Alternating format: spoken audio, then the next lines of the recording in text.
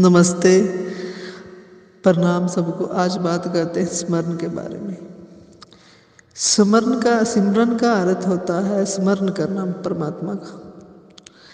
जैसे कुछ लोग याद करने के लिए माला लेते हैं, लेकिन संत कहते हैं कि मन की माला जो उसको फेर।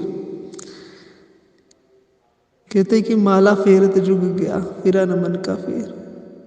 मन को फेरना ही सब कुछ है, ठीक है। और स्मरण रखना, चेतना में रहना और जागरूकता में रहना ही सच्चा स्मरण है। अगर आप परमेश्वर का गुणगान माला के द्वारा करोगे तो फिर आपके स्मरण ही नहीं है। स्मरण का अर्थ होता है स्मरण, जागते रहना, चेतना में रहना, उसे कहा जाता है स्मरण। होशपूर्वक रहना, जैसे कोई हमें कहता है कि अपना ध्यान रखो, तो ध्यान हमें अपना ध्यान रखना है, मतलब अपना ही, अपने आप को ही जगाना है। जैसे हम अपने बच्चों को, जहाँ कोई बड़े हमें कह देते हैं कि ध्यान रखना अपना, बाहर जा रहे हैं तो अपना ध्यान रखना, तो इसका मतलब यही कि हम अपना ध्यान रखें। यानी ध्यान में हमें क्या करना है, अपने ऊपर दृष्टि रखनी है कि हमारा जो है, हमारे अंदर क्या गुण है, क्या अवगुण है, वो चीज़ धीरे धीरे उसको बदलना है। इसका अर्थ होता है स्मरण। कोई जाप अगर गुरु देता है तो वो जाप जो है, वो जाप भी इसीलिए देता है कि आपका मन एकाग्र हो और आप खुद को देखने लगे। लेकिन अगर आप खुद ही चेतना में है तो फिर आप जाप की स्टेज भी पार कर गए, जाप हो गए, अजाप से भी आगे बढ़ गए, तो बहुत खुशी की बात है। स्मरण का अर्थ होता है दोस्तों कि हरदम परमेश्वर की चेतना में रहें, जागृति से रहें और अपने आप को जागृत करें और हर अपने आप को देखने की कोशिश करें कि मेरे अंदर क्या गुण है और क्या अवगुण है।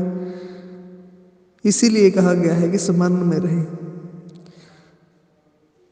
स्मरण में रहे, रोशनी में रहे। अगर आप, जैसे कोई अंधेरे में होता है तो उसे अपने अवगुण नहीं दिखते, लेकिन जब रोशनी में होता है तो उसे अपने सारे अवगुण दिख जाते हैं। इसलिए होशपूर्वक रहे और स्मरण रहे, परमेश्वर का स्मरण रहे कि कोई है जो मेरे भीतर है। इस बात की चेतना रखें, इस बात का याद रखें, स्मरण रखें, इस बात को होश में रहें। उसे कहा जाता है स्मरण करना। जैसे कोई किसी को स्मरण करता है, कहता है कि मैंने आपको स्मरण किया, आप आ गए, वही स्मरण में रहें, चेतना में रहें, जागरूकता में रहें। वो परमात्मा, वो आपके भीतर ही जो है, जो माया के पर्दे से ढका हुआ है, अगर उसका स्मरण करेंगे, उसके चेतना में रहेंगे, जागृति में रहेंगे, तो वो पर्दे गिरते जाएंगे आपके अवगुणों के, और आप उसको प्राप्त हो जाओगे, अपनी वास्तविकता से प्राप्त हो जाओगे। तो दोस्तों, स्मरण का अर्थ यही है कि आप होशपूर्वक रहें, ध्यान में रहें, चेतना में रहें, स्वयं के भीतर बैठे हुए राम को निहारने की कोशिश करें, चेतना में जाने की कोशिश करें और गहराई के साथ उसे देखें और स्मरण करें।